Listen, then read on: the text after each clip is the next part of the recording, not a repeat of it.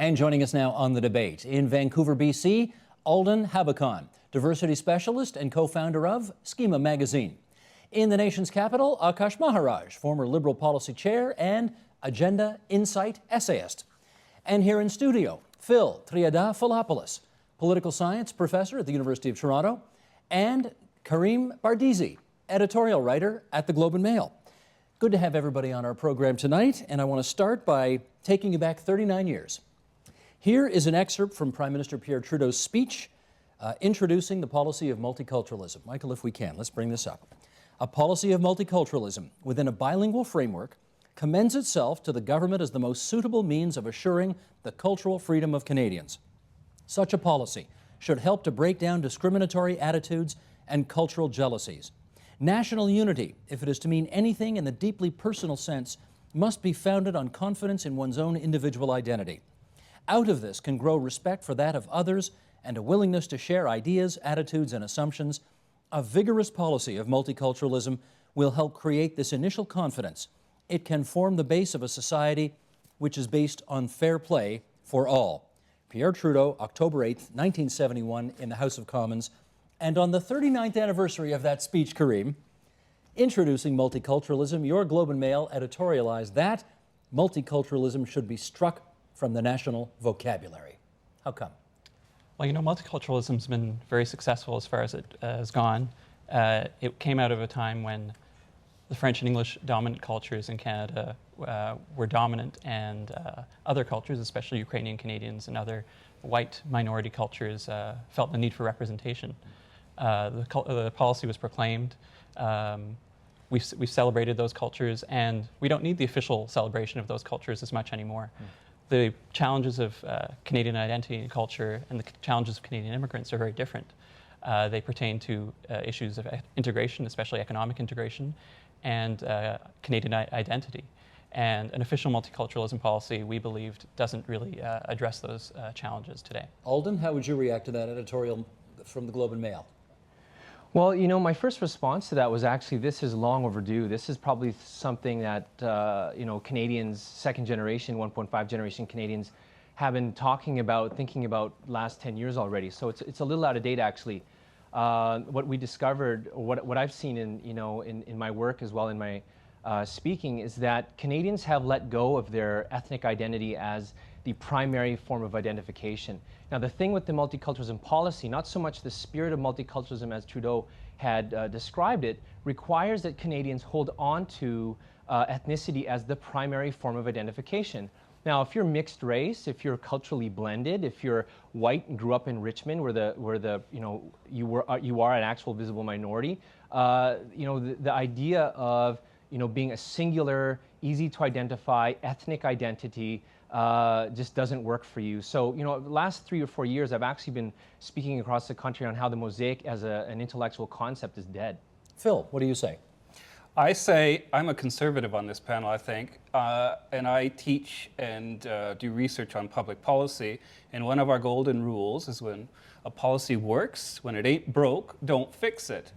Multiculturalism is more than a call to celebrate ethnic cultures, and it certainly doesn't require anyone to hold on to anything, including an ethnic identity. What it has emerged into is an ethos for helping a diverse society negotiate the tensions, which are inevitable, in a fair-minded, deliberative way.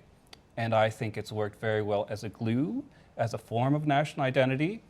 And poll after poll after poll, year after year, makes it clear that Canadians support it as such, including younger Canadians. So I really don't see why we're rushing to get rid of something that works and has worked so well for a long time. Let me put that to a bit of a test with Akash Maharaj tonight, because I gather one of the ideas behind multiculturalism was to kind of get us beyond the discriminatory attitudes that many people may have brought to bear, and to get rid of some, you know, intercultural jealousies and that kind of thing. Using that as a yardstick alone, do you think the policy's worked? I think the spirit of the policy has been enormously successful, and so yes, I would say Canada has become a more tolerant, more pluralistic, more accommodating, and more egalitarian society because of the policy of multiculturalism. I would, however, say that the Globe is correct in its underlying premise, and that is that the term multiculturalism has become a badly discredited one in the national debate. In many ways, the ideals that Pierre Trudeau expounded in his founding speech are no longer generally associated in the public mind with the political practice of multiculturalism, and perhaps more strongly still, the policy was originally founded, I think, with a tacit assumption that visible minorities, that ethnic minorities, needed protection from a larger and perhaps hostile majority. We're now entering an age in Canadian society when minorities have become the majority, where we are quickly shedding the notion of a dominant culture. And in that context, for multiculturalism or the ideals of multiculturalism to succeed, the current practices must be jettisoned. Kareem, is it not fair to say that whatever discrimination existed in this country 39 years ago is less today? Whatever cultural jealousies existed 39 years ago are less today? And multiculturalism, the policy thereof, gets the credit for that, or a lot of the credit for that. I think it's had a lot of successes. I think you can ascribe it to a number of things. The official policy is one aspect of it, and the sense that Canada's welcoming society is definitely part of that. I think that the mix of cultures that has come here, both from outside and the host cultures, don't necessarily have official multiculturalism policy on their mind when they're having interactions with each other. I think many people are inspired by it, but that kind of inspiration doesn't really address the main challenges that those cultures have today. Let me put that to Phil, because I should quote Ujjal Dosanjh here, whom certainly Alden would know, being a British Columbia politician. The former Premier of British Columbia is a Liberal Member of Parliament today. Charged multiculturalism for allowing Sikh extremism to take root in Canada. He's a guy who got beaten up over that. Mm-hmm. What is your response to the charge that rather than offering a path to integration, multiculturalism offers immigrants ethnic walls behind which to hide?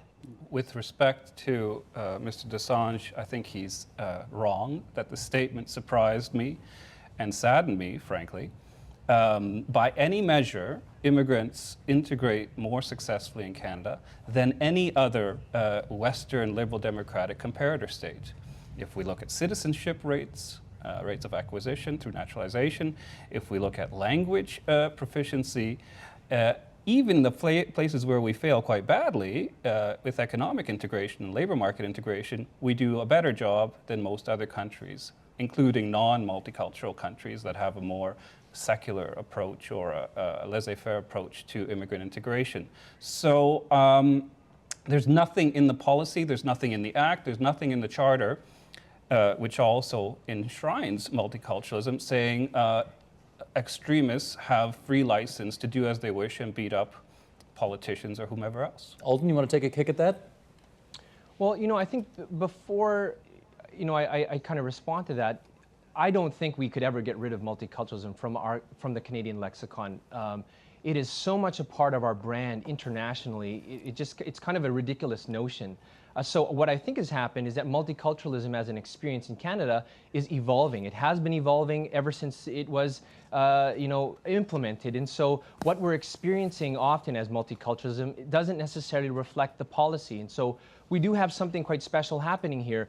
For lack of a better word, we call it multiculturalism. And so that is what we have in our Canadian imagination as the idea of how we live together. It is how we describe being a society of difference. And so absolutely, we have set something quite unique in Canada. We are struggling with the terminology and the policy to describe the exciting experience that we have living in Canada that allows for the kinds of cultural, social, and economic integration that we enjoy in this country. Now, on the other hand, does the policy deal with the real issues? I don't think so. I don't think it goes far enough to really identify what the issues were. And perhaps when it was initiated in the beginning, when it was framed, the big issues was discrimination. And to some degree, it still is discrimination, but in a different way. And so I think if we were to come up with something new, I'm not saying that we would, be rid of it. And just because I feel the mosaic is an obsolete concept in urban Canada, it doesn't mean we're going to scrap it altogether. I believe we build on it and we move into a different phase of it. Let me get Akash on that as well. The mosaic as what was the adjective you used again there, Alden? As an obsolete concept. Obsolete, right, obsolete. You think the mosaic is obsolete now, Akash? I don't know. I think that the idea that we are a country where difference can be a strength, not a weakness, is one that was alive in Canada at our very foundation as a bicultural rather than multicultural nation. And I think that that will go on being a core part of Canadian identity. What has changed, however, and I think what does need to change, is that while the sentiments of multiculturalism, or whatever term one wishes to use, are noble, the political practice of multiculturalism has become degraded. Whereas Trudeau spoke of the need to strengthen and empower the individual, it has too often encouraged political actors to treat people not as individuals endowed with intelligence, rights, preferences, but instead as members of groups that can be, frankly, stampeded to the ballot box like so many heads of cattle, because it is easier for a political actor to convince one ethnic power baron than to reason out with 10,000 individuals. I think that is what most Canadians, unfortunately, tend to associate with multiculturalism as a state policy, even as they celebrate the diversity as a core strength and core part of Canadian identity. Kareem wants a follow-up. And the problem is even Trudeau's conception of multiculturalism is much richer than what we give him credit for now. In that speech that you quoted from, he said that one of the four planks of the government's policy was to encourage all immigrant groups and members of cultural groups to learn English and French. Mm-hmm. And that's something that you wouldn't associate with official multiculturalism policy, but was actually in there. And that's something that we still have an issue with in Canada. There's still some people who don't speak English or French in Toronto. It's 5% of the population. And so that's an issue that relates to identity and it relates to integration. You know what, since we're all having so much fun quoting Pierre Trudeau tonight, let's do it again, shall we? From 39 years ago this week, Michael Smith, if you would, next graphic. It was the view of the Royal Commission, shared by the government and I am sure by all Canadians, that there cannot be one cultural policy for Canadians of British and French origin, another for the original peoples, and yet a third for all others. For although there are two official languages, there is no official culture, nor does any ethnic group take precedence over any other. No citizen or group of citizens is other than Canadian, and all should be treated fairly. Okay, Kareem, let me come back at you. Has the Globe and Mail reached a different conclusion to that, that some kind of official culture is now needed?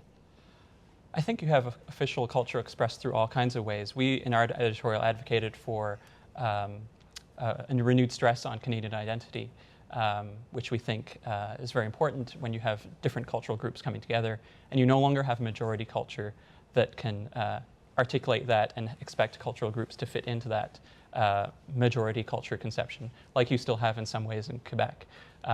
The official culture of Quebec is still very much rooted in language and in some aspects of Quebecois culture. So we think an articulation of Canadian identity around values such as the rule of law, around some of our programs that we hold dear is very important to help people plug into a larger identity. Phil, can I get you on that? This is all happening and has been happening for a long time. When people poll and they ask about the defining features of Canadianness, what do they say? Multiculturalism ranks quite highly. The Charter ranks top. Healthcare Medicare, ranks quite highly. Yep. So this is happening already. We don't have to reinvent it.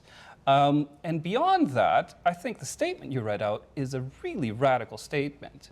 And it's a statement that affected me personally growing up in Toronto in the mid-1970s. I wasn't told you have a Greek last name, you have to identify as a Greek in grade school. I was told that, or signaled to, maybe I'm reading back into my history, but the feeling that I remember is that my last name didn't make me worse or all that much different than Doug McLean or some more typical Canadian.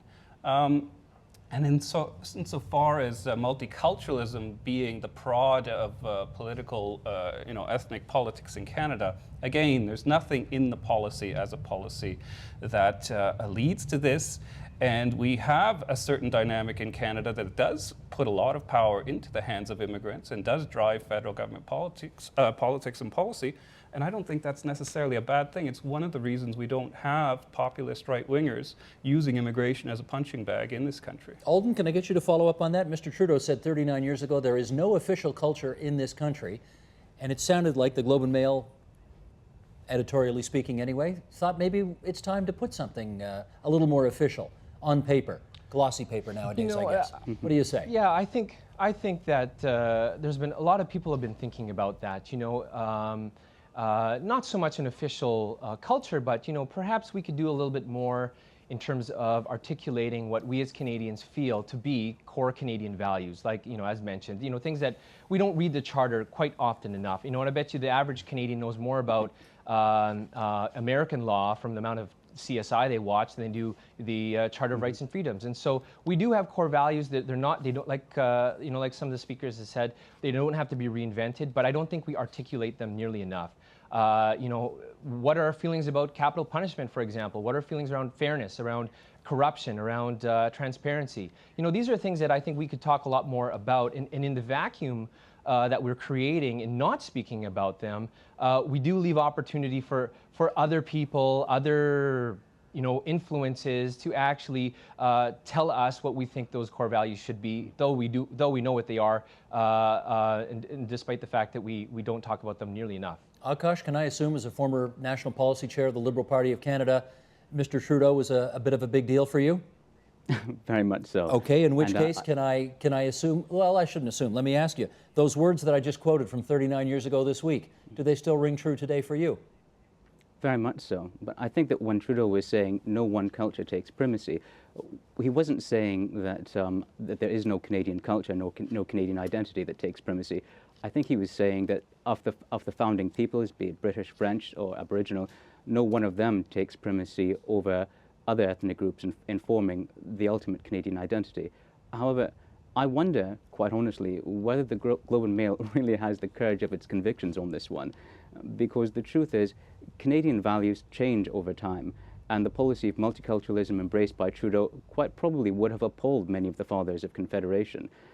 And we are living through a period of tremendous demographic change when the baby boomers who set much of Canadian ethos are aging and dying off, and when our entire population stability and growth is driven by immigration.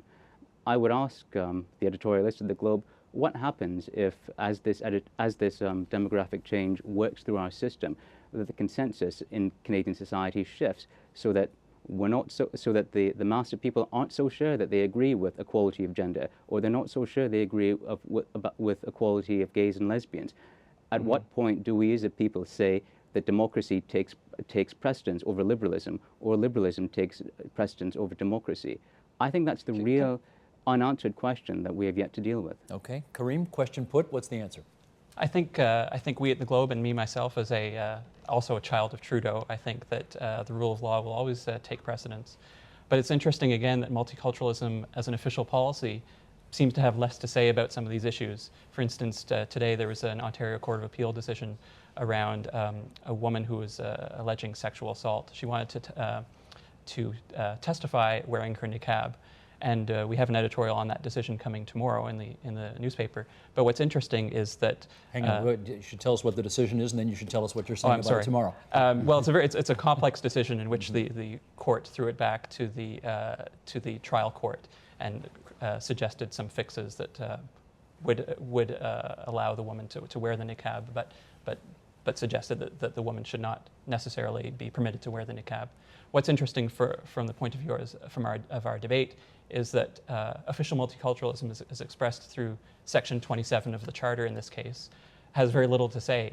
It was referred to just once in the judgment and hasn't really guided jurisprudence on these very important tensions. So are you saying that's evidence that this act is less significant today than it was? Evidence of official multiculturalism policy, in this case through that section of the Charter, which has not been subject to much interpretation. Okay. Phil, did you want to follow on that? I agree and disagree. On the one hand, multiculturalism has been subject to revision over time and will be subject to revision because it has blind spots in its current iteration, and religion is one of the biggest blind spots, and how we deal with questions of clashing values that often place freedom of religion against some other deeply held value.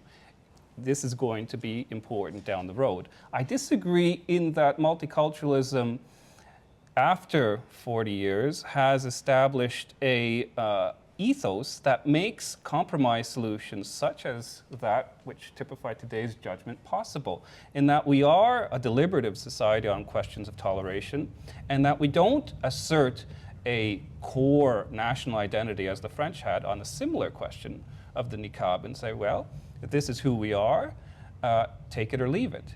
This is something that isn't part of our national DNA, and I think multiculturalism in the spirit, as it's been talked about across the table, has something to do with this, and that's valuable. Akash, let me get you to kickstart a bit of a discussion, if I can broaden it out now, on, and for lack of a better expression, let me put it this way, us versus me. Multiculturalism was very much about an us thing, and I wonder whether you think the debate we're having tonight signals a time in our history where we're really, because of the Charter, because of numerous other things, shifting emphasis from group identity to individualism right now. I think very much so. In part, that's being driven by increased optimism, increased self-confidence of ethnic minority groups or members of ethnic minorities who don't feel that they need to shelter behind a group in order to be participants in society. And from that perspective, one could argue that multiculturalism is evolving precisely because it has been successful. I think it also signals the extent to which individual Canadians now mistrust the political process, or mistrust the political process more to deliver on their identity and their rights. Speaking frankly, there are many politicians who are most apt to mouth the phrases of multiculturalism, for whom the policy means nothing more than there are groups of people who should be permitted to wear quaint clothing, eat malodorous foods, and then vote for them at election time. But finally, I think that we are moving into a period of where people are graduating from defining themselves primarily as members of a single group to being individuals who are members of many different groups, because of the fact that we are demographically following the philosophical lead of Trudeau. Trudeau could say that there is no ascendant culture in Canada, but the truth was the vast majority of Canadians at that time in history were of either British or French extraction. Today that's no longer the case, and tomorrow it will be even less the case.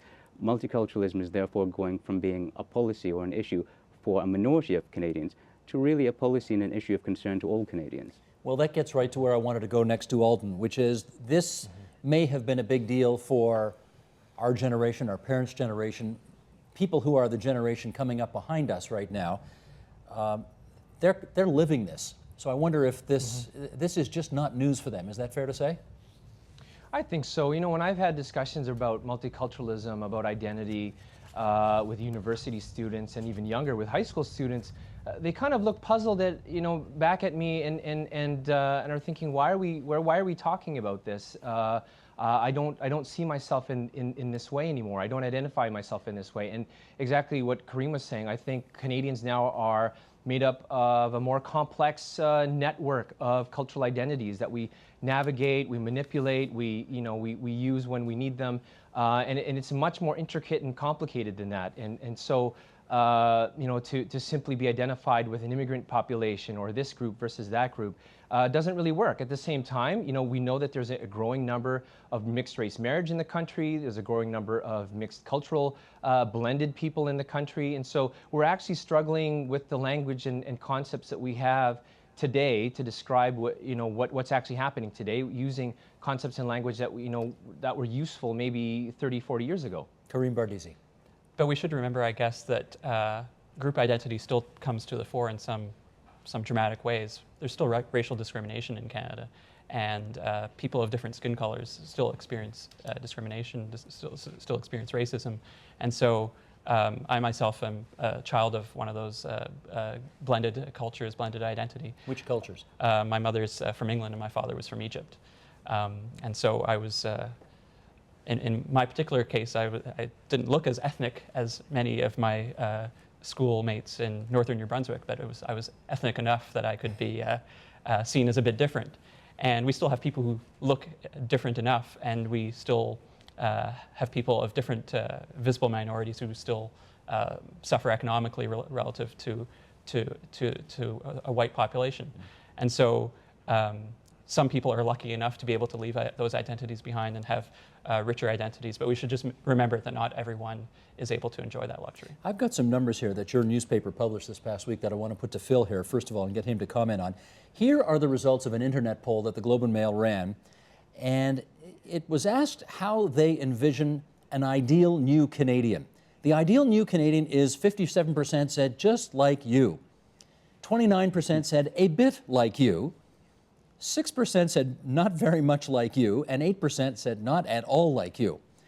And Phil, since you seem to be the sort of chief proponent of official multiculturalism here, I want to put that to you. This is, now let's keep in mind, this was a sample of Globe readers. Right. This was not a scientifically taken poll. Right. But Globe readers, we have an image of who they are.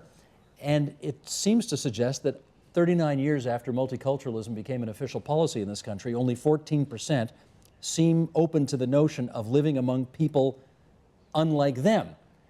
What do you want to make of that? Well, I read that as a statement of social class rather than ethnicity, which I think is where you're taking it. I think they're quite comfortable being around people who have bourgeois tastes and a decent, comfortable house and an Audi and all the other trappings of middle-class life, regardless of whether they're from Southern Europe, South Asia, or Southeast Asia.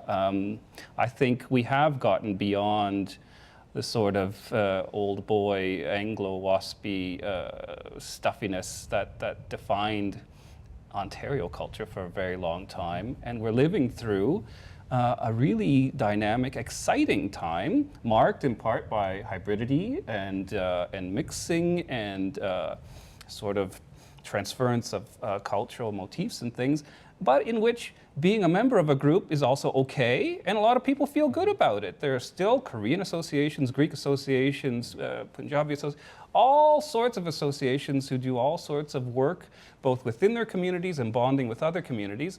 And the conversation we've had so far suggests that they've disappeared. That's absolutely false. Not disappeared, just but wrong. But I do want to remember the word that Akash used, because I don't think we've ever heard it on this program before. Malodorous. I think there was something malodorous about the food that they forced politicians to eat from time to time. That was an interesting turn of phrase, and I think it was used tongue-in-cheek. And certainly there are politicians who behave in this way, but there are politicians who take diversity seriously. Okay, but Akash, when you, I don't know if you saw those numbers, but you've heard them now from me tonight. Did they distress you in any way? Well, not really. It suggests, if nothing else, that Globe readers think very highly of themselves. And Kareem will not disagree with that. I think it also points out why we're having this debate with renewed vigor at this point in history. It's because Canada, although we've always been a country of immigrants, be it from Eastern Europe, be it United Empire loyalists, we're now changing faster than at any time in our history. And indeed, the face of Canada is changing faster than that of any country on the planet. And that, I think, is creating a natural and understandable anxiety in society. There are few people in any country at any juncture in history who have experienced what Canadians are experiencing right now. And it's not surprising, nor does it make Canadians, nor does it diminish Canadians to say that people naturally perhaps feel nervous about this, feel hesitant, wonder whether their values are going to be extinguished in the new Canada. But change is everything. I don't know what tomorrow's group of Canadians, what values they will hold to, but I'm certain that whatever those values are, they will find at least some of the values that we hold dear today to be absurd and even offensive, much as we feel about the values of earlier generations of Canadians. The difference, though, for us versus that earlier generation is that we're likely to see that in our own lifetimes rather than in our descendants' lifetimes. Phil, you want to come back on that? I agree with everything that was just said, but I'd only add that there's also a very deep-seated Canadian tendency that's come out in this debate over multiculturalism, and that's our severe insecurity. So if the Europeans are worried about multiculturalism, and the Australians are worried about it, and the Americans have rejected it, then what are we doing embracing it? We must be wrong. And who cares about the social science evidence that suggests otherwise? Well, That's a very Canadian Here's what the Globe and Mail had to say about this last week. Michael, one more time if we can, this graphic. Within 2 decades, the Globe wrote, nearly 30% of the population will be foreign-born. Increasingly, newcomers to Canada earn less than previous generations of immigrants. Their Canadian-born children, although they typically excel in school, are, according to one study, less likely to feel a sense of belonging in Canada. Alden, does that distress you? That does distress me. You know, it's the spirit of the multiculturalism in Trudeau's speech and the policy was one of social cohesion, one of a sense that all Canadians would have equal opportunity to prosperity. That was ultimately it, and this was the Canadian formula to that. And other countries had their own kind of way of looking at how this might be accomplished. Now, the thing in the speech that that we've seen, and I think we're talking about critically now, is that although there was this notion that all peoples would be treated equally, that's not really what happened. That's not the case now. And so there are dominant cultures in Canada. Just watch TV. I mean, it's just we know who the dominant perspective of Canadians are. When I travel across internationally, there are times that I'm supposed to be picked up and the driver can't find me because they're looking for a white middle-class man. And there is a perception internationally what Canadians look like, and we're having to change that. But can I just speak a little bit to Ujjal Dosanjh's comment that you had brought up earlier? Sure. Because this is something that I think will be one of the diversity or / multiculturalism issues for the next 10 years. There is a sense that the new immigrants that are coming and the larger group of new immigrants coming, and as well the new immigrants that are not doing as well economically, so they're going to be more conservative, holding on to some of their core values from their countries of origin, are coming from places that don't have a value for the integration of people with disabilities in the workforce, that don't have a place for seeing women reach the highest places of employment, that don't have a place for various sexual orientations in the workplace because they haven't lived it. They've never had to deal with this before. And so I think where the multiculturalism policy does fall short is that it doesn't give us any tools as Canadians to ensure that the cultural accommodation that we are exercising to try to make our societies more inclusive is thereby returned back to our new neighbors, our new Canadians, and ensuring that they carry on these values to their next generation. And like some of our speakers said, we can't wait for a lifetime for some of this stuff to happen. Some of this stuff needs to happen before that, before a generation turns over. Okay, just forgive me, guys, here for a second. I got to talk to the control room. Vodic Schembrick's producing this program tonight. We got 3.5 minutes left, Vodic, and I've got the Ronaldo clip or I've got the Aisha Khan board. We haven't got time for both of them. Which one you want me to go to? Aisha Khan it is. Michael, if we can, flip ahead. Let's go to Aisha Khan. This also came out of your newspaper on the 8th of October. One day, my 7-year-old told me he had been asked where he was from.